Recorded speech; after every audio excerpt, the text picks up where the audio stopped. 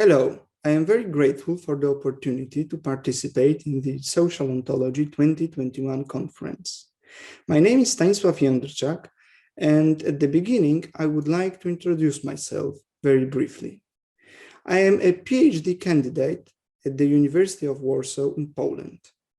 My main philosophical interests include metaphysics, especially persistence in time and personal identity. Currently, I am preparing a PhD thesis on transcendental arguments. I also work in social ontology, which is the subject of my presentation today. So now, let me share my screen with you.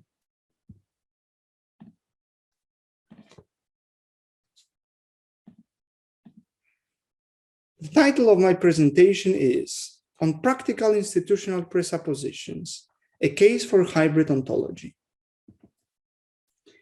In 1995, John Searle published his famous book, The Construction of Social Reality. In a quarter of a century, this book became a classic monograph on social ontology. One of its main ideas can be summed up as follows. Institutions are sets of constitutive rules collectively recognized by a relevant community. The Sources of Normativity by Christine Korsgaard was published a year later. After a quarter of a century, the book continues to inspire philosophers as an example of post-Kantian deontology. In accordance with its leading thought, the space of reasons that we wander in our consciousness is in fact a social space. In my short paper, I would like to link these two apparently distant philosophical threads. Let us start with few clear differences. First of all, Searle is a naturalist, arguing that an ought might be inferred from an is. Further, he is also a reductionist in trying to reduce institutional facts to brute physical occurrence and human intentionality. His analysis runs from below, from physical atoms to the complex phenomenon of social life.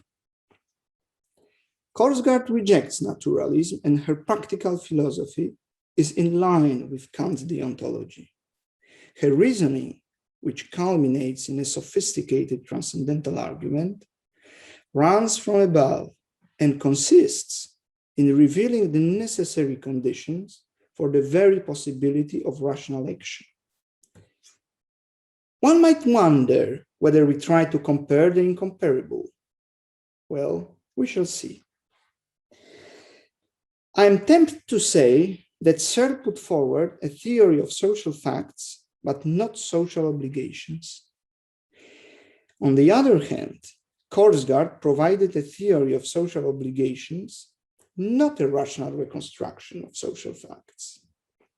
It is my hope that the juxtaposition of these two views helps us to see the social ontology and the ethics of institutional beliefs as two parts of the same intellectual enterprise. Let us start our considerations from below.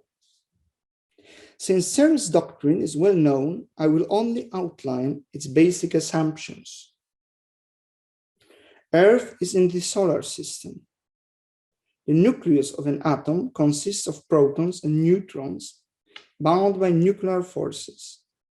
Fishes breathe with their gills and move with their fins. The facts just listed are independent of the human mind. They are studied by empirical sciences such as astronomy, nuclear physics, and biology. In philosophy, they are traditionally referred to as brute facts. In opposition to them, Searle points to psychological and social facts that are existentially dependent on human intentionality. The latter include institutional facts, such as the existence of borders between states, private property, currency in circulation, parliamentary system, or family.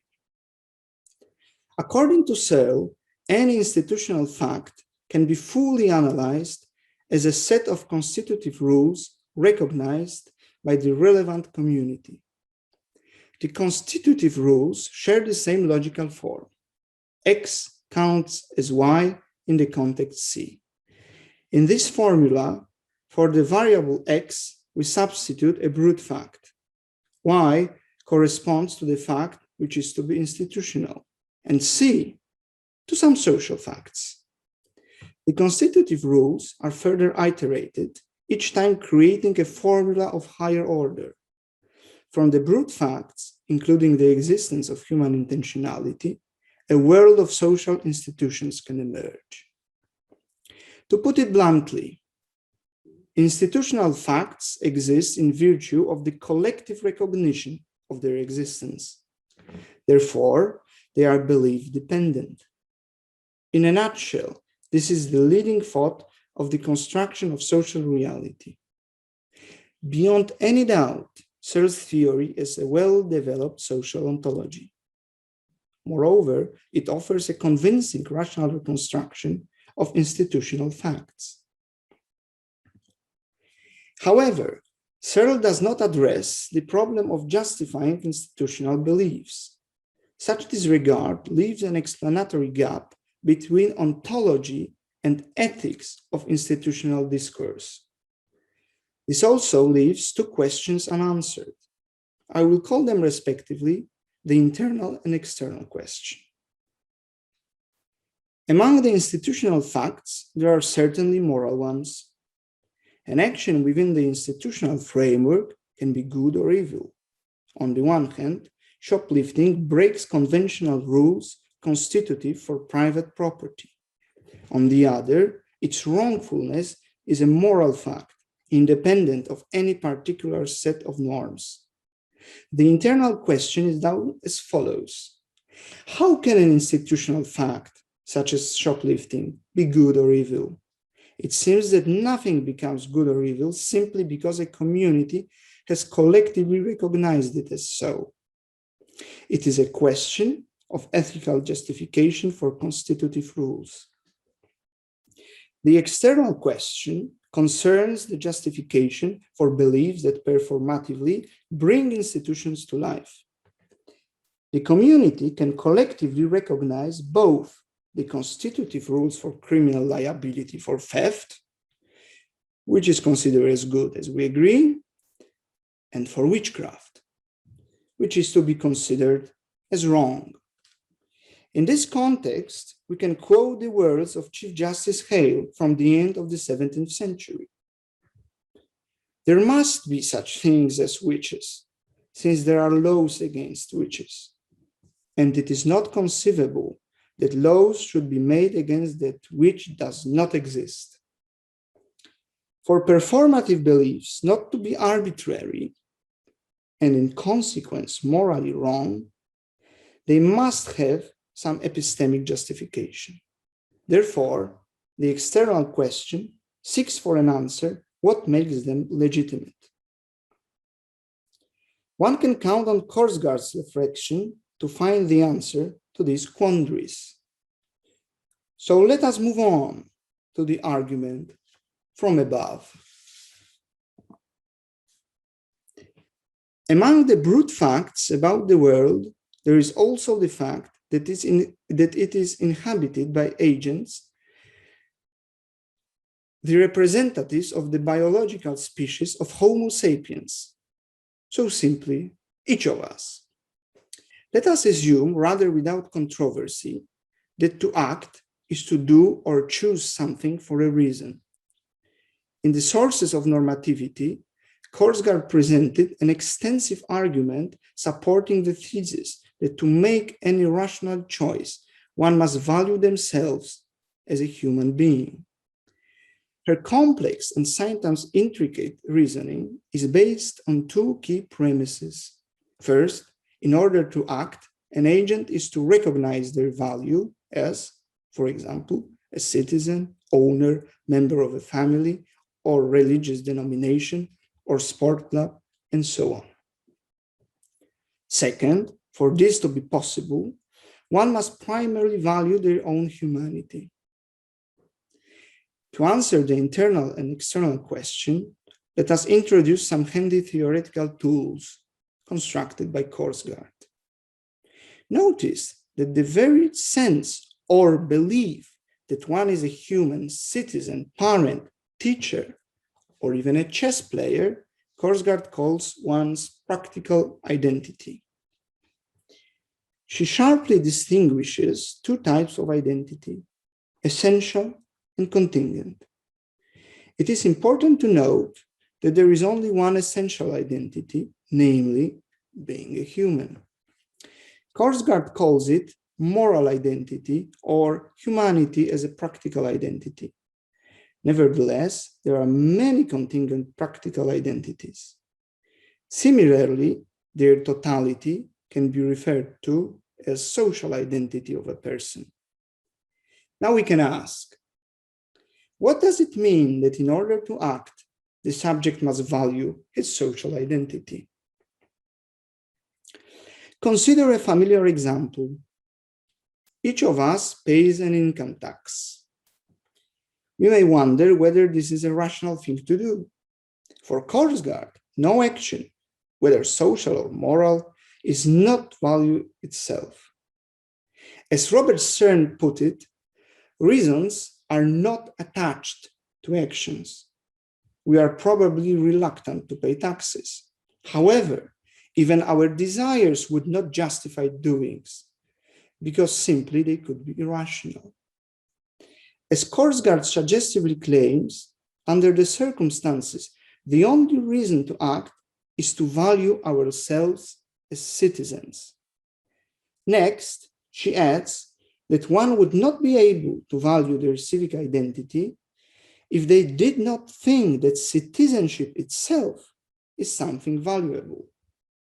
In other words, we value the general concept of social identity through other persons as well as through ourselves. Consequently, we can share our social identity.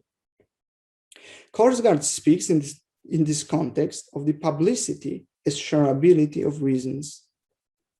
One may argue that the institutionalization of phenomena such as citizenship, parenthood, and professional identities is deeply rooted in the value we attach to our practical identities. In this simplified way, we have outlined the link between social identity of an agent and the rationality of their deeds. That was the first premise of Korsgaard's argument. What about the second one? Now, the answer seems to be straightforward. Contingent practical identities are reasons to act. However, in order to follow any reason rationally, one must value their rational nature, that is, humanity as essential practical identity. Thus, in order to recognize our social identity, we are to recognize our moral identity at the same time. How are social and moral identities related? Briefly speaking, they relate to each other as hypothetical imperatives to the categorical one, which is unique, as it is well known. For Korsgaard, the sources of normativity mentioned in the title of her book are derived from humanity as such.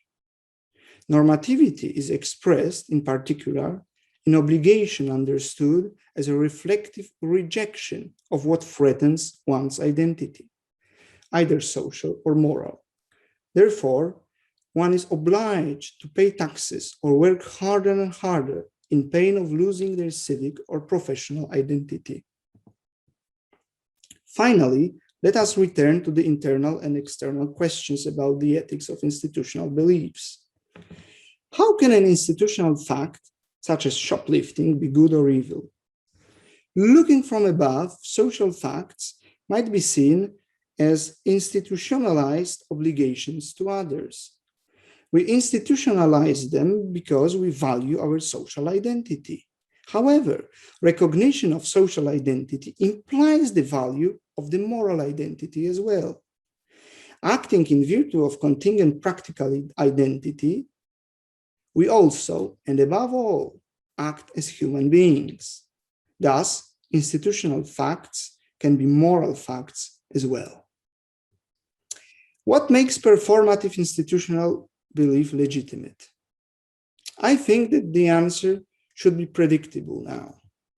A reflective judgment helps us discover the relationship between historical social identity and ahistorical moral identity. Our obligation is to reject whichever institutional belief that threatens our humanity. Searle claimed that we should be realistic about institutions that are presumptions of some institutional facts. Nonetheless, this statement can be mitigated to a moderate position in the quarrel between social realism and fictionalism. Last but not least, let us notice that practical identities in the Korsgaard sense are just a category of social facts. They presuppose the existence of certain institutions, or rather, institutionalized obligations toward others. We are committed to consider them as real, as long as we recognize our practical identity as rational agents.